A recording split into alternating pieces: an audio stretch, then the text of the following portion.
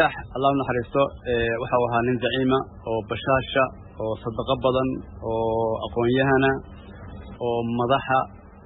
meesha kamida oo aad looga yeelay magaalada Muqdisho looga naxay dadka kan naxana kamid ahay maadaama aan si dhow isula joognay isu naqaanay isula shaqeynay wax badan aan ka aqaano marka waa geerina taabatay boqolkiiba boqol goormaad baratay adiga oo wada shaqeyntiina soo bilaabatay waxay soo bilaabatay 2010 bishii November markii aan madax ka noqday idaacadda bulshada reedka xirmo la yiraahdo waxa kamid ah shaqaalihii ka shaqeynay idaacadda oo nagu imid markaas waxa uu baranayay jaamacadda Muqdisho kulliyadda saxaafadda kamid ah ardadeeda 2013 waa uu ka qalin jabiyay inta wada shaqeynayseen Abdulfataax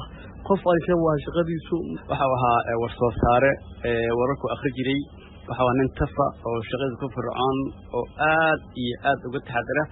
xaqiiqatan markaas waxaan jiray aniga ceelasha biyaha xaaska degnaa waxa kamid ah marka aan idaacadda ka tago shakhsiga aan ku aamino soo wali aad u dayar shakhsiga aan ku aamino inuu kontrolo waxa ka baxay idaacadda khamiis jamacada marka waxaan in shaqada u yaqaano fircoon dadaal badan xiiseeya meelada saxaafadda kulliyadana jaamacadda Muqdisho waxa ka baranay meelada saxaafadda ka baranay tani markaas maana kala go'ina saafadaad heedeen waxa la sheegay in isla deganeedeen oo maaragtay dadka ugu dhawaadahay bal iga hor noloshiisii waqtiyadii dambe iyo shaqadii warbaahinta ku sii Abdulfataax Allah naxariistay mehnadii saxaafadda waxay dhaxal siisay markii aan ka tagay idaacadda xirmo inuu isagu madax ka noqdo 2013 madax ka noqday ilaa 2012 idaacadda Asbuursana isaga madax ka ahaa kadib wuxuu u wareegay telefishinada u wareegay 2013 wuxuu tirtirgu ka noqday telefishinka Somali Cable oo hadda ka agaasimo guud wuxuu ka agaasimo guud telefishinka Somali Cable oo dalin dibada isaga xukmay waxa aan shaqaalihiisa aad u jecel yihiin taxaddar badan wararka ka taxaddara aan degdegin